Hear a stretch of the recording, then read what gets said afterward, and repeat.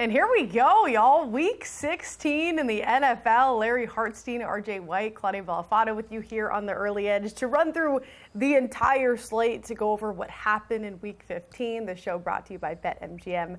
Make it legendary. And by things that went on, I mean teams punched tickets to the postseason. Some postseasons lost. We saw quarterbacks, major quarterbacks, Patrick Mahomes, get injured, done for the foreseeable future. Gardner Minshew in for him. And then other quarterbacks like Tua, not hurt, but benched. So we'll be seeing Quinn Ewers in for him. Some other quarterbacks possibly on the hot seat. RJ, lots going on heading into Week 16. Yeah, major ramifications, not just for the next few weeks, but 2026. Mahomes, we don't know when he'll be back. We're going to see the 2026 Super Bowl odds, or I guess 2027 Super Bowl odds open with the Chiefs in a very unfamiliar territory, probably down in that 8 to 10 range in terms of teams rather than one of the favorites. And then Miami, the salary cap dictates that they can't really do much with Tua next year. So we'll see how they navigate that and try to plan their quarterback room moving forward. And then we saw Raheem Morris today say everything's on the table at quarterback for Atlanta. So we could even get a Michael Penix. Questions about his future heading into the offseason. So a lot going on at the position right now. Yeah, a lot, not just for the near future of the playoffs, Larry, but like RJ said, moving forward into next season. Yeah, and the thing that we always do at this time of year, and I think it's worth repeating, is to not blindly think that the team that needs to win has the edge, because that seems to be priced into the market and usually overpriced into the market. We think these teams that are bound for Cabo are just going to, not show up and not play hard, but they're all professionals. They're all getting, want to get good things on tape. And it's just not the case where they just, maybe aside from the Raiders, it's just not the case where teams, just show up and don't play. I was going to make say, don't count the Raiders have been not showing up for weeks. So since that first Broncos game, so you have to rule them out of that. And you have those teams who are fighting for the number one pick. So they're like, maybe we can try in the first half and then not so much in the second. But the rest of the teams want to play spoiler. We're talking about players, not just quarterbacks, but other position players fighting for their jobs, head coaches fighting for their jobs. So certainly motivation all around, even if they're out of the playoffs. Thursday Night Football, though, we certainly have two teams in the fight for the playoffs because they're the two Super Bowl favorites. Rams, Seahawks, been a tight line throughout from the open to now. Rams laying one here. And, the Seahawks, I think we can call it disappointing. I know they got the win over Phillip Rivers and the Colts, but just barely. They squeaked by. The Rams, on the other hand, absolutely dominating. The offense continues to look like nobody can stop them. And we did a month ago see this game. The Rams won it 21-19 in L.A. RJ, I'll come to you first. You are going to take that 1 point with the Seahawks, assuming you like a straight-up win here. Yeah, it's 1 point, but it's essentially a pick 'em. You see the Seahawks kind of shaded toward their line at +1, so I'm considering it a pick 'em. I think Seattle probably wins this game. Both quarterbacks in that first meeting played horrendous games. It was one of the worst games of Stafford's career. It was definitely one of Darnold's worst games of the season with those 4 interceptions. So you would expect better from both, and so we'll get some adjustment there. Key injuries to note on both sides. Davante Adams, will he play for the Rams? Charles Cross looks like he might not play, the standout left tackle for Seattle. So which one has more of an impact? Just knowing how much that Davante Adams is relied on in the red zone, I think that might have more impact. Maybe Colby Parkinson has to get more involved. He's been catching a lot of touchdowns lately. So I just think both these guys are going to play better. It being in Seattle, I think Seattle comes out on top because, they move the ball a lot better. 5 drives of 50-plus yards, but done in by those 4 turnovers, while the Rams offense only had 2 drives longer than 25 yards. Kind of needed those turnovers to get points in that game. So I think Seattle's probably a little bit better than them, and at home, I will take the point. Larry?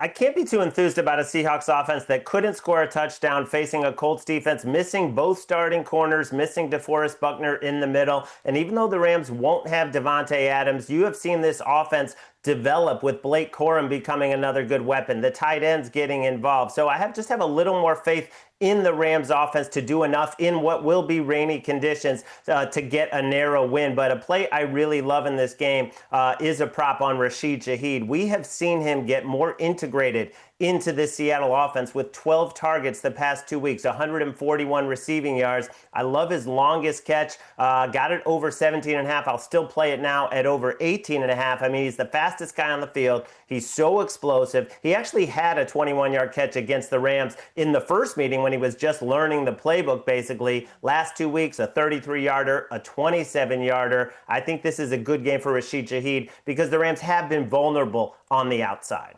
Yeah, of course, the injury report could be more ideal for the Rams, but I am going to lean laying the one here. I think it's going to be a tight game, certainly. I think it'll be a sweat. It's probably a game I would just stay away from or look to live bet. Either team goes up, I'm going to look for the better points there. I think that is the play here. I look at that first matchup, though, and RJ, I know there was parts of the Rams that were not convincing, but the numbers that stuck out to me was the fact that Seattle had the ball for almost 38 minutes compared to the Rams 22. They outgained the Rams over 400 yards of offense. They forced 6 punts. But somehow they still lost. And I know we talk about how good the Seattle defense is, but the Rams defense is really good too. And it's one of the few defenses that was able to give Sam Darnold some fits. 11 total interceptions on the season. 4 of those came against this squad. So again, I think it's going to be a really tough battle, as it is. The 2 Super Bowl teams, the 2 best records, both 10-4 ATS. It's a live bet game for me, but I do lean taking the Rams 1.5. And since we have a little bit time before we go to break, curious, Larry, RJ, if you had to pick a team right now, and maybe you're just going with the team who you think wins this game to win the Super Bowl of these 2 teams, Larry, would you go with the Rams? I would. Top 5 on both sides of the ball, the most complete team in the NFL. Right now, could have a Rams-Bills Super Bowl, which seems like it would be, 31-28, an instant classic. But I think the Rams are more complete on both sides of the ball. RJ? I would bet, since this is a betting show, the Seahawks I think it's plus 750 versus plus 350 for the Rams. I just see a lot better value in the Seahawks, knowing that this is a pick-em game. And so if Seattle wins this game, they likely are headed for the number 1 seed, and teams got to go through Seattle in that defense. I think probably Seattle's the better value right now. Yeah, that's exactly where I was going to go with it. If you like Seattle, now's the time to jump on it. Like you said, depending on where you shop, MGM, I'm pretty sure that's the number. Other shops, 320 to 650 is the difference. So the number will get shorter on the Rams, I'm sure, if they win this game, but certainly the value lies with the Seahawks ahead of Week 16. Thursday Night Football. As we continue, we're going to hit the rest of the slate. We got Sunday, 1 p.m. games coming up. Eagles, Commanders. Can the Eagles cover just under a touchdown on the road? Find out next.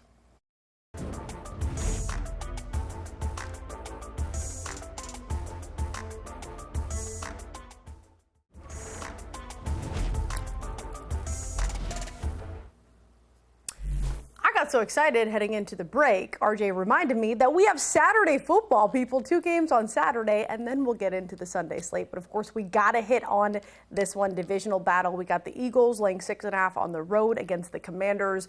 This did open on Sunday at 6, so Eagles have seen some money, some resistance maybe at that 7 number. We got the news that Jaden Daniels officially ruled out for the season, so Marcus Mariota is in for Washington. Eagles snapped that 3-game losing streak they were on. It was the Raiders, but at least they blanked them, so they got done what they had to get done. They can win their 2nd straight NFC East title with a win here. They would be the first back-to-back champ since 2004, which sounds crazy, but that's the case in this division, Larry. How do you approach this one?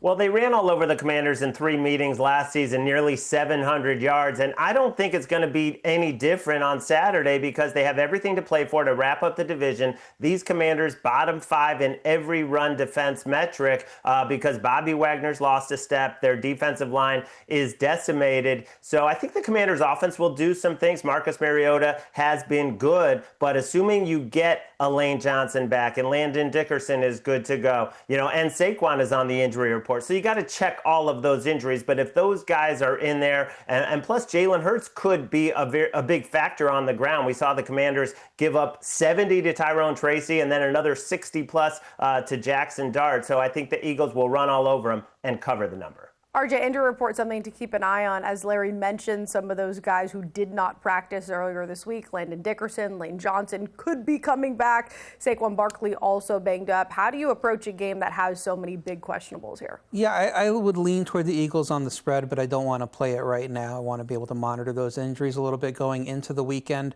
But their defense is playing outstanding. I figure that they will shut down the Washington offense, and they'll do enough offensively to cover this number probably. I think plus odds for Jalen Jalen Hurts anytime touchdown in the market. You can find plus 105 at places. I think that's better value than playing the Eagles on the spread right now. The Washington defense has allowed 3+ touchdowns in every game played stateside since week 6. The only time that doesn't apply is when they were in Spain for that game. And we know Hurts, dating back to last year, his anytime touchdown odds are typically a lot shorter than this, but has been as fruitful of a season for the Eagles offense. He hasn't scored in 3 straight, so you get a little bit depressed odds here at minus 105 at BetMGM. I think that's the way to play it, and then let's monitor the injury report on the Eagles side and maybe play the spread later in the week. He's due, RJ says. That's not actually what he said, but that's what I'm saying. Eagles, I'll lay the 6.5. Injuries, certainly, we have to keep in mind, and I'm not overreacting to the Raiders because we can't forget, like I said, the 3 straight losses before that.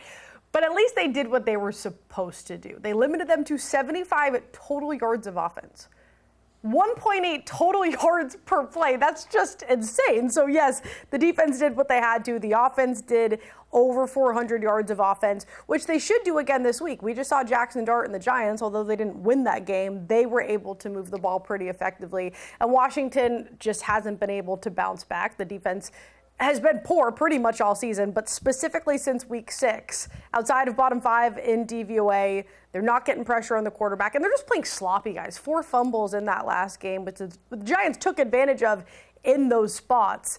But I think now you add into the equation, Jaden Daniels is certainly not playing. Marcus Mariota is going to be facing the pressure that he was facing, the second highest pressure in the NFL. Philly, top 5 in pressures. I think Philly's going to be able to take advantage of some of the spots that the Giants didn't last week and cover the 6.5. But again, some of those injuries are key, so certainly keep an eye on those.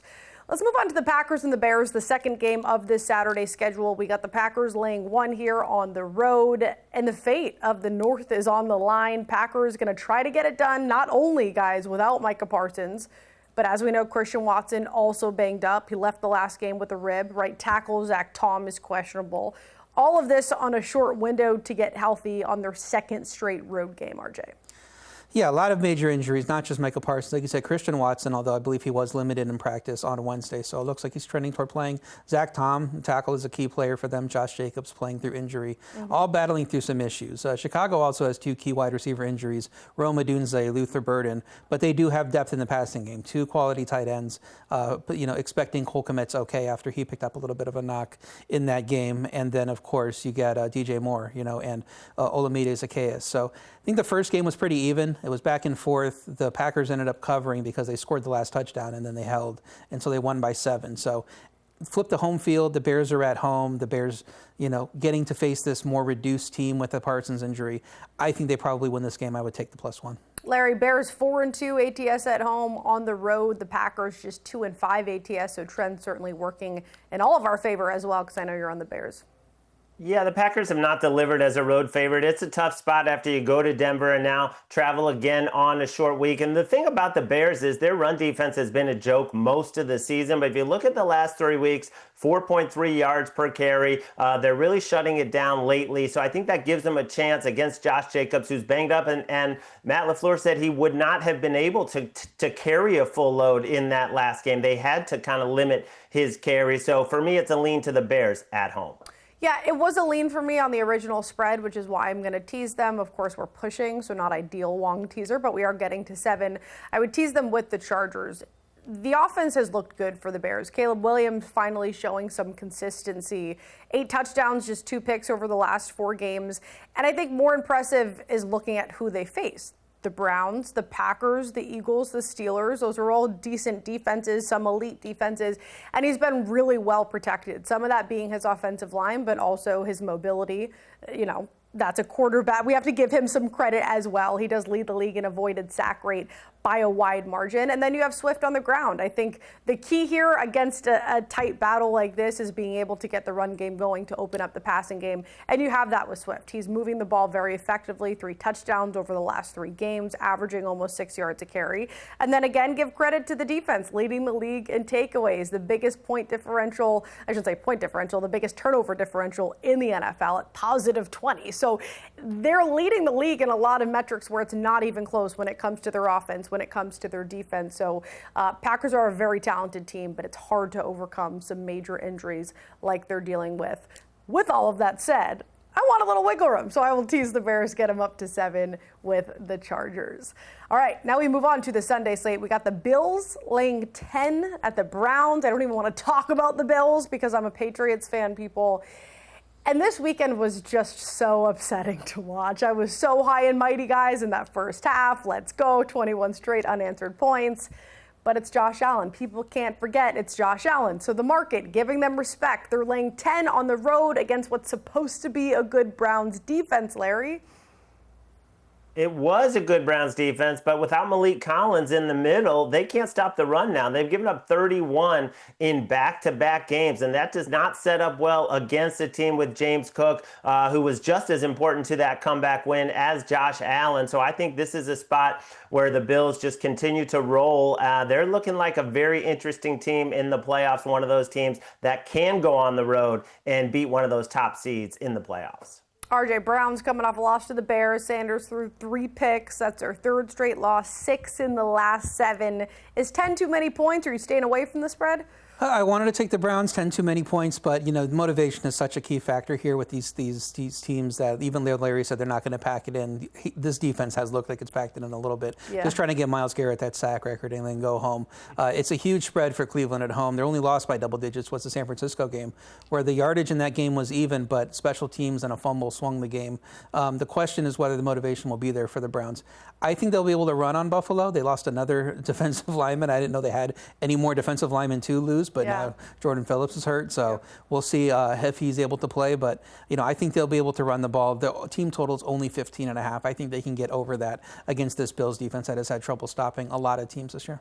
Yep, I'll add on to that. I was going to just go Bills team total, but I think the Browns can get up some points too. Maybe I'm being a little too reactive after watching the Patriots just score on every drive to start that first half.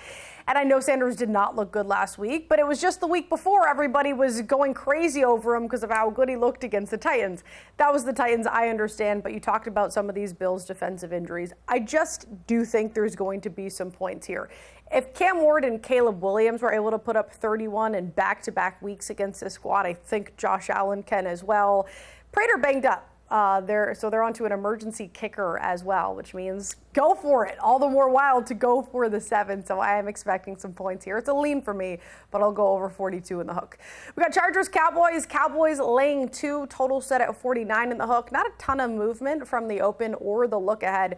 Chargers coming off that win over the Chiefs, 3rd win in a row, 6 of their last 7. And the Cowboys' postseason hopes are in the gutter. Technically, they're still alive, but they're in the gutter. Back-to-back losses as a favorite. Larry, all of that said, you're going to lay the 2.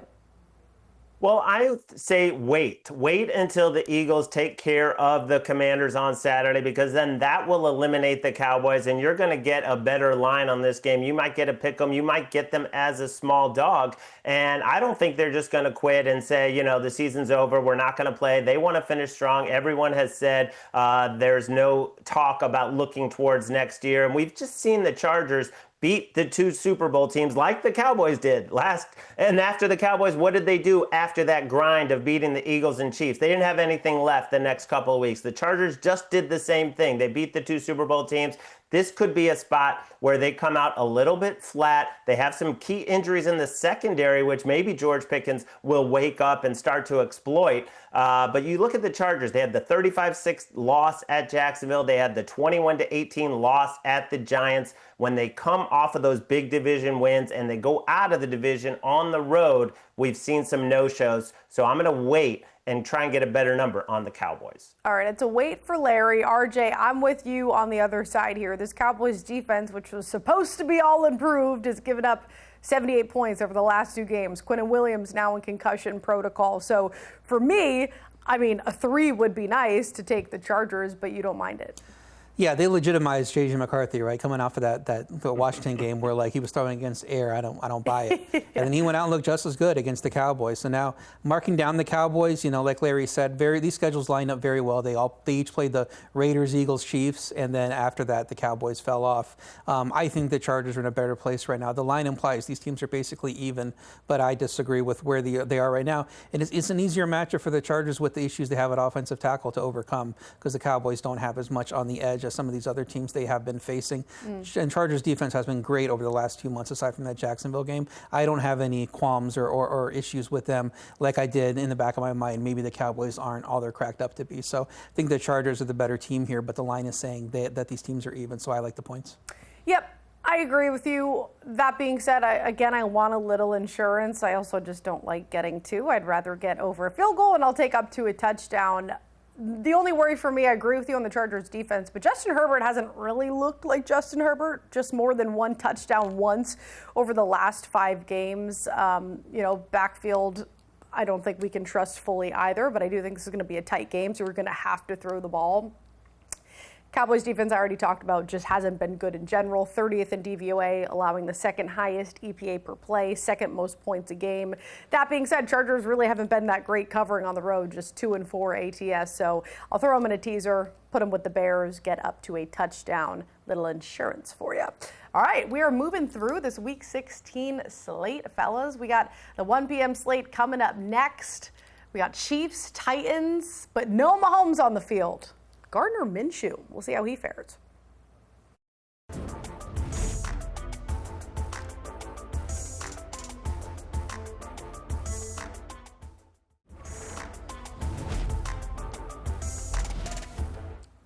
Back here on the early edge, RJ, Larry, Claudia with you, running through the Week 16 slate. Let's talk the Chiefs. It's going to be weird, but the conversation surrounding the Chiefs for here until the near future is going to be without Patrick Mahomes. So we saw a major shift in the line. The early line here was 10.5. Chiefs laying 10.5 on the road at Titans. That reopened Sunday at 4.5. We're seeing it down to 3.5. But Gardner Minshew, who's going to be under center instead, still getting some respect for them to be laying over that key number of 3. And listen, I know that Gardner Minshew is a serviceable quarterback. The issue is this offensive line is banged up. And even when it was healthy, Patrick Mahomes was still facing the third most pressures. He was hit at the second highest rate of any quarterback. Now you throw Gardner Minshew in there, and they're possibly without their starting right tackle, Jalen Moore. Their right guard and Trey Smith also questionable. I know the Titans defense, everybody jokes, whoever's facing the Titans go over on their team total. Bet the team that the Titans are facing. But they can get some pressure up front. They can. They have the 5th highest quarterback hit rate.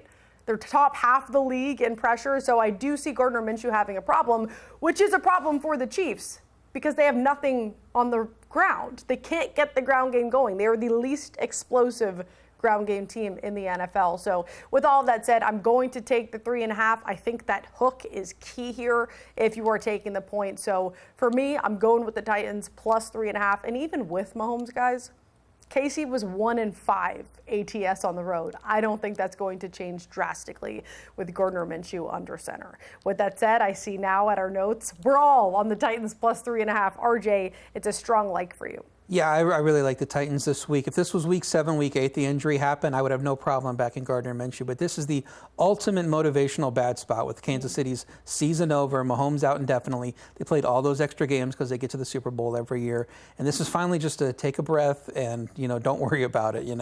I don't see how they have 100% focus for this game and be competitive. And the Titans team has 24-plus points in 3 of their last 4 games. Those came against the Seattle defense, Cleveland, and San Francisco.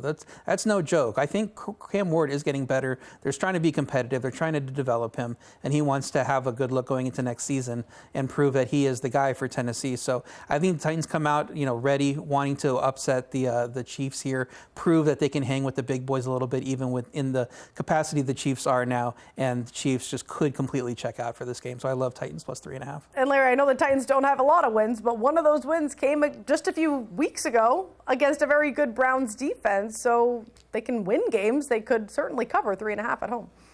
Yeah, now they have a running game with Tony Pollard going nuts the last couple of weeks for 265. And you have to wonder, is Gardner Minshew even better than Cam Ward right now? Cam Ward has made some strides. Definitely the ultimate Titan spot. I'm not going to say the Chiefs are checked out, but they do look exhausted after, playing the max amount of games year after year. Definitely 3.5 with the Titans. All right, Bengals-Dolphins, big line flip here. We saw the Dolphins on Sunday, the 1.5 favorite. Line flips because Tua no longer under center. He's healthy, but Quinn Ewers is getting the start for Miami. Bengals, of course, got blanked by the Ravens, so they didn't look very good. Both are eliminated from the playoffs. Sort of just a gross game, so maybe just motivation in general for Quinn Ewers, for Joe Burrow to bounce back here. Larry, how do you approach this one?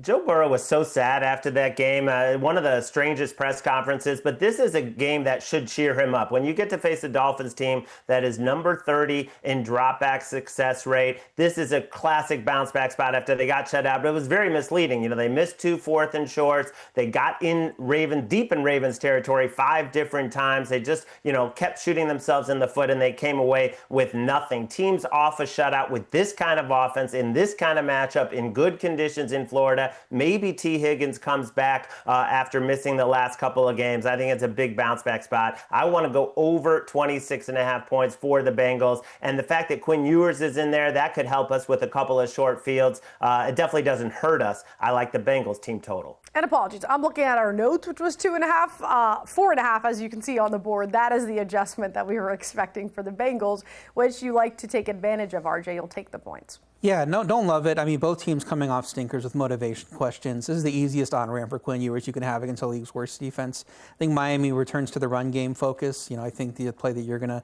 talk about is a smart one. The market has a lot of optimism in a Cincinnati team that's been pretty bad with nothing to play for, to be laying 4.5 on the road against the Dolphins. So not a strong play for me. I would lean Dolphins just because 4.5 is a lot of points.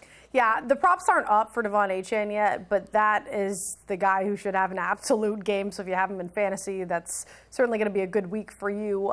Joe Burrow's not the type of guy to lay down, especially after last week, but his defense will lay down. And his defense has let him down week after week. They've had, spots where they've looked okay, but no. They're allowing over 5 yards a carry, the third most to running backs. They're giving up almost 160 rush yards a game. He's getting up over 6 yards a carry, multiple 100-plus yard games. He put up 60 on Monday night in a loss on only 12 carries. Put up 92 before that on just 7. You give him 20-plus, he's going to give you a 100-plus yard game. So, again, the numbers aren't up yet, but I'm going over whatever it is. Jets-Saints. We got the Saints laying 4.5 here, total at 40 in the hook. Saints coming off back-to-back wins. Tyler Shuck has actually looked pretty solid. The Jets, meanwhile, not so much. Brady Cook under center for them. The defense just absolutely torched by Trevor Lawrence, RJ. Yeah, I think the Jets are a different class of bad as the Saints, and my ratings would actually make this 6. That said, wow. I don't want to lay 4.5 with the Saints. They're Saints like the Bengals are a bad team, and you're just asking a lot for them to cover a number like that. So I can't trust them to cover the 4.5. 6 of their last 8 games have had 40 points or less. So with the state of the Jets offense, I'll lean toward this being an under game. Under 40.5 is my lean. Larry? Well, Aaron Glenn has not come out and said that Brady Cook will get the start. There still is a chance it could be, Tyrod Taylor or Justin Fields. We'll see what the week holds, but there's just no way I can lay 4.5 with the Saints. They haven't laid more than a field goal all season, and I think the Jets could get a lift from the firing of Steve Wilks.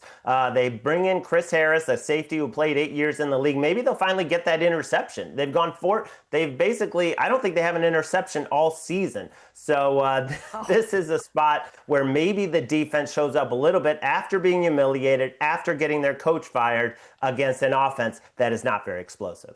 Maybe that's the case. I still think that Chris Olave is going to go off in this game. Again, the numbers are not up, but the Jets have been one of the worst teams against the number 1 wide receiver, bottom 5, allowing over 61 yards a game. And maybe it's just me, but I haven't thought about Chris Olave really once this whole season because I'm like, the Saints offense is terrible. The quarterback play has been awful. He's top 5 in the league in targets. He's top 10 in catches. He's right outside the top 10 in yards. And Tyler Shuck, I mentioned, he's been all right. Completion percentage 68% or better in all but one of the last 5 games. 75% last week against the Panthers. A passer rating over 110. 70% completion percentage over the last 5 games. Tyler Shuck's been all right. And Chris Olave has been benefiting and has seen the targets regardless of who's been under center. The matchup is great. So Chris Olave. Don't have a number, but it's a Chris Olave game. Vikings, Giants. We got the Vikings laying 3 on the road. up from the open on Sunday at 2.5. We got the total at 43 in the hook, up 1 from the open on Sunday. Both teams eliminated from the playoffs. That hasn't stopped J.J. McCarthy, though, from putting up some of his best games in the NFL so far. Back-to-back wins over Washington and Dallas. Larry, what do you got in this one? J.J. McCarthy has definitely taken some strides, and on the other side, Jackson Dart has been just so inaccurate since returning from the concussion. I don't think he is the same player, but to me, this handicap mainly comes down to Brian Flores going up against a rookie quarterback. 10-1 all-time straight up, 5-0 with the Vikings. This is not a coordinator you want to play against. This Vikings pass defense, what they did to Dak Prescott, this is why everyone is struggling, because the Vikings pass defense and the blitz schemes are so complex. I think the Giants will struggle with them, and I'll lay the points. Yeah, I'm right there with you. I'm going to lay the 3 with the Vikings, shut out the Commanders, and then upset the Cowboys in prime time. For some reason, something has ignited in J.J. McCarthy. We knew the weapons were there, right? There was talent on this team. They just had to put it together. That's not necessarily the case for this Giants squad. They have Jackson Dart, period. They have some good guys up front for the defense, but that's pretty much it. I think there's a big gap in talent on these two offenses, so I certainly don't mind laying the 3 if we're staying away from that hook. I know they're on the road, but I'm okay fading this defense right now in the Giants. 29th in points allowed, 30th in yards allowed. They've allowed pretty much 300 yards in every single outing, 296 or more in every single outing. Giants also in a 3-way tie right now with the Raiders and Titans for the top pick. So, maybe towards the end they just really take their foot off the brake, because that's going to be good for them. RJ? Yeah, I like the Vikings team total over 23.5. I guess J.J. McCarthy, all he needed to do was watch Max Brosmer play football, and he's like, I shouldn't do that. I can do better than that, yeah. So that's what's working for him. But the Giants have given up 24+ in 8 straight. Vikings have back-to-back games with 30+. Hopefully we're not seeing a crash coming from McCarthy. I like Vikings team total over 23.5. All right, sweet. Bucks, Panthers, Bucks laying 3. First of 2 head-to-heads over the final 3 weeks for these guys. NFC South still up for grabs. Both teams blew big leads last week against lesser opponents, so they need a big bounce back here. RJ, who do you like to win this one? Like the Panthers here. I know Brinson likes the Panthers too. No respect for Carolina on this line when Tampa is 1-5 in their last 6 with a somewhat lucky 3-point win, and they struggle to move the ball against a very bad Arizona defense. Teams have been even all year. Both of these teams, the Bucks receivers are getting healthy. Carolina isn't dealing with any major injuries. I think the Panthers should not be catching 3 here. Larry, quick thoughts on this one? Yeah, too many points with the way the Bucs secondary is playing. 13 TDs allowed over the last 6 games. They're starting 2 rookies back there. I think it's going to be a big game for Ted McMillan, and I'll take the full 3. Healthiest Bucks have been in a while. Teams are torching the Bucks through the air. I think there's going to be a lot of points in this game. I'm going to go over. And there we go. We're running through this Week 16 slate. When we come back on the other side, we continue. We're hitting the 4 p.m. games. Jags, Broncos up first.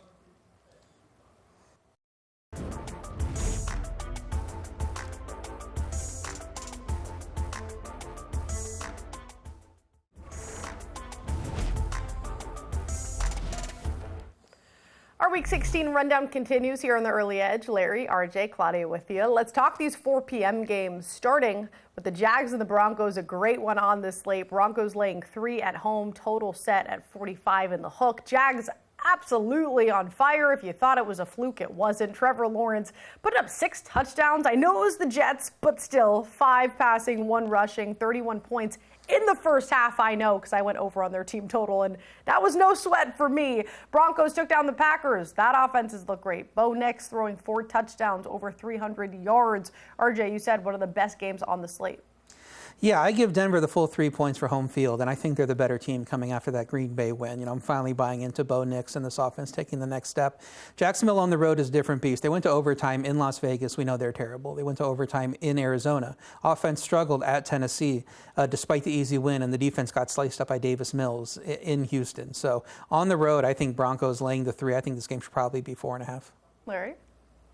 Yeah, kudos to you on that team total, but I think it's going to be a lot tougher for Trevor Lawrence and the Jaguars going to Denver because the receivers were wide open. I mean, he could throw to anyone he wanted, including the running back, and there were no linebackers within a couple of yards of ETN. But now when you're going to have to throw against Patrick Surtain and that Broncos defense on the road, I think it's been much tougher. So I'm going to sell high on the Jaguars after that outlier 48-point performance. I don't even know why they kept running up the score. They could have just run the ball and won 31-10. But I think that was a little misleading, and I'll take the Broncos, who have not lost at home. Yeah, they haven't lost, but they are just 4-3 ATS. It's a key number. It's not my favorite bet on the board. I think it's going to come down to the trenches, which the Broncos usually have the edge over every team they've been facing. But the other quarterback that's just as well protected as Bo Nix is Trevor Lawrence. And I do think that both defenses are going to get pressure. I know the Broncos more so up front, but I think there's going to be some sort of even playing field for the Jags when it comes to the trenches. And the offense, like I said, it's just been unstoppable. A lot of that on the shoulders of Trevor Lawrence, but they get the ground game going with ETN as well. 7 games since the bye. Lawrence has contributed over 1,800 total yards, 18 touchdowns, and just 6 picks. Can they continue that against a tough Broncos defense? Maybe not. Not my favorite game, but I will take the 3. They've covered in 5 straight by an average margin of 16 points. So I do like the Jags in that spot. Falcons, Cardinals. A little less sexier of a game. Falcons laying 2.5 on the road here, total at 47 in the hook. Both eliminated from the playoffs, Larry. What do you do with this one? Well, optimism that Drake London could be back. The Cardinals defense is non-existent in terms of, you can run on them, so Bijan could have a big game. You can also throw on them, and Kirk Cousins is having kind of a late season, late career resurgence, trying to make his case for next year. So I got to play the Falcons at less than a field goal. RJ, at the top of the show, you said Raheem Morris made comments about the quarterback position moving forward here. Yeah, I don't want to play the Falcons minus 2.5 on the spread, but I like the over here. Arizona defense has given up 40+ in 4 of the last 6. Atlanta defense has given up 27+ in 5 of the last 6. Don't see why this game wouldn't get to 50 indoors, especially if London comes back. And Marvin Harrison might be back too. They both have a decent shot at returning. I expect at least one of these teams to get to 30 here.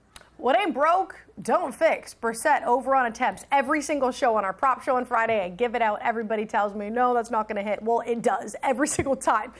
6 straight weeks, 40, 44, 40, 49, 57, 44. The number's not out. I don't care. I'm going over on Brissett. They're out of the playoffs. It doesn't matter. He's going to be chucking it like he has every single week.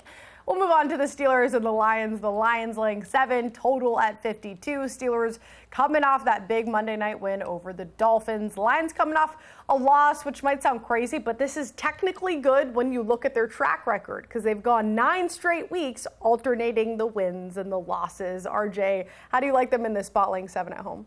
Yeah, I think it's a huge number for a defense that's allowed 27+ in 4 straight, giving up 453 yards per game in that stretch. Pittsburgh's offense has 27+ in 4 of their last 5. Detroit might need 40 to cover this number. They might get it because it's Detroit, but I would rather just play Steelers team total over 21.5 and expect the Detroit defense to keep struggling. Larry?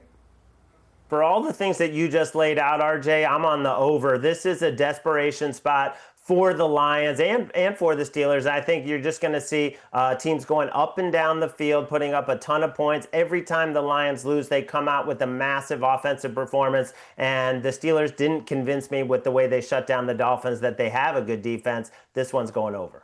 Yeah, I agree. The worries with the Lions, so that's why I'm throwing them in a teaser. I don't think we have it on the graphic here. There's a bunch of legs you could add. Eagles, I think, is a good one if you don't want to lay that 6.5 against the Commanders. Listen, the Lions are great with Dan Campbell coming off a loss, 14-1 over the last 5, but recently they're just 1-4 ATS over the last 5. I don't necessarily trust their defense, as you mentioned, RJ. In general, the offense can be up and down, so I want a little wiggle room here. You mentioned the points that the Steelers have been putting up. Aaron Rodgers has looked sharp, and the Lions secondary worries me. So I'll throw the Lions in a teaser. Raiders, Texans. Texans laying a big old number, 14.5, total of 38. Raiders coming off the shutout loss to those Eagles. The Texans just dropped 40 in the win over the Cardinals. RJ, I'll come to you first. You're both laying the number. You don't care. 14.5. Why not? 20, make it 20.5. I don't care. I'm laying anything against the Raiders, especially on the road. Go look at their road results. They are terrible on the road. So take the Texans at any number. Larry? Yeah, 31-0, 40-6, scores like that. And Kenny Pickett, it might be him again if Geno Smith is not ready. He came out and basically said the Eagles knew what we were doing. They knew the play calls, and he kind of begged for a little bit of disguise from the coaches, which is not a good sign. Yeah, I agree with you guys. I just don't like to lay 14.5, so I'm going to go over on their team total. They should probably score 26 or more points. If they cover that number, they're a different team at home. One of the best cover rates in the NFL at 5-2, and they're putting points up, averaging over 26. And that's been against good defenses or decent defenses. The Bills, the Jags, the Broncos, and the Niners, so they should get here against the Raiders. There we go. All we've got left, folks, is Sunday Night Football, Monday Night Football. When we come back, Drake May, please, we need a win this week.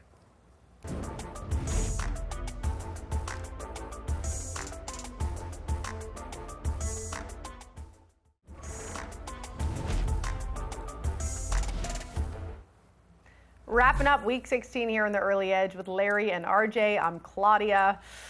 It's time to talk my Patriots. I tried to avoid this, and we did till the very end of the show, but they do take on the Ravens Sunday night. Ravens at home, laying 3, total at 48. Ravens coming off that spanking of the Bengals.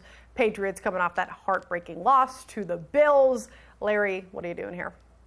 Well, Lamar says he feels better, and I think this is a good spot because the Patriots do play a lot of man coverage, and he has been top 10 against man coverage. And since they lost Milton Williams, they have not been the same team against the run, number 18 against the run. So I think it sets up very well for the Ravens. And on the side of Drake May, those explosive passes that were there earlier in the season, they're just not connecting on them anymore, not nearly to the same rate. So I think it's an all-in spot for Baltimore at home. The Patriots, now they're not in control of the number 1 seed anymore. I think the Ravens get it done. Well, I hope you're wrong. RJ? Yeah, Baltimore ran all over the worst defense in the league in cold weather. They had a lot of issues coming into that game. I don't think those issues are magically fixed now. New England 6-0 straight up on the road this season. Line of 3 is saying Baltimore is the better team. You don't give Baltimore 3 for home field, but they have not looked like the better team since week 2. I'd make this a lot closer to a pick'em, so I like getting the +3 here. Music to my ears.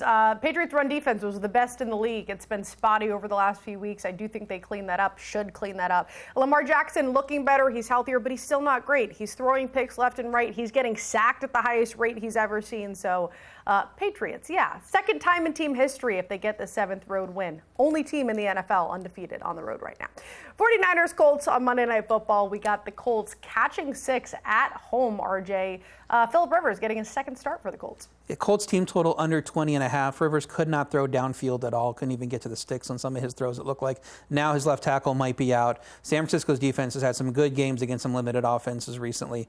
This is probably going to be another one of them. Robert Saleh only has to worry about Jonathan Taylor, so I like the Colts team total under. Larry? He can worry about him, but he just gave up over 7 yards a carry to Tony Pollard, so I think they're going to be in trouble. I think Jonathan Taylor's going to have a good game. I think this game flies over the Niners with all their weapons healthy indoors against a decimated Colts defense, and the Colts do enough to get us over. Yep, and I think a lot of contribution will come from George Kittle. He's only played 9 games, but he's second on the team in catches. He's tied for the receiving yards, 24 targets over the last 3 games, and he's facing a Colts squad that lets tight ends do pretty much whatever they want. 6 catches, 66 yards a game. Tight ends are averaging against them. So again, I don't have the numbers for you, but a George Kittle game I am expecting. There we go. We did it. We ran through the Week 16 slate. Let's take a look at last week, how we fared in Week 15. RJ, that looked good for the first half. Looked pretty good. Now you basically wrapped up the title, so congratulations. All right. Well, thanks. Larry went 1-0 with those Rams. Will grabbed the 4.5 with the Chargers, and then my Jags team total, like I said, cashed with a no sweat. On to Week 16 we go. RJ, who do you like? Taking that Falcons-Cardinals over 47.5, 2 defenses that are playing poorly, 2 number 1 receivers that might be back, indoor game, motivation a question. This is getting past 50 somehow, some way. So I like over 47.5. Okay, Larry? I'm looking for the Raiders to play another scrimmage at Houston on the road where they just haven't shown up at all season. Houston has covered their last 4 by 41 points. I'm going to lay 14 with Houston. There are plenty of 14s in the market. Not afraid of the 2 touchdowns. I'm going to go with the Texans, but I'm just going to bet them to score points because that's what we're all assuming is going to happen, right? So 26 or more. I have no faith in this Raiders defense, and the Texans are doing this consistently against much better defenses at home. So I'm going to go with the Texans. Same page as Larry, but over on the team total. That's Larry Hartstein. That's RJ White. Here are our best bets. Well, Brinson not here, but he's going to grab the 3 with the Panthers. Can you believe it, folks? Week 16, only 1 week left in the regular season. You can catch the early edge Monday through Friday, 10 a.m. Eastern. Watch now. Scan that QR code to watch or listen wherever you get your podcasts. Enjoy Week 16, my friends.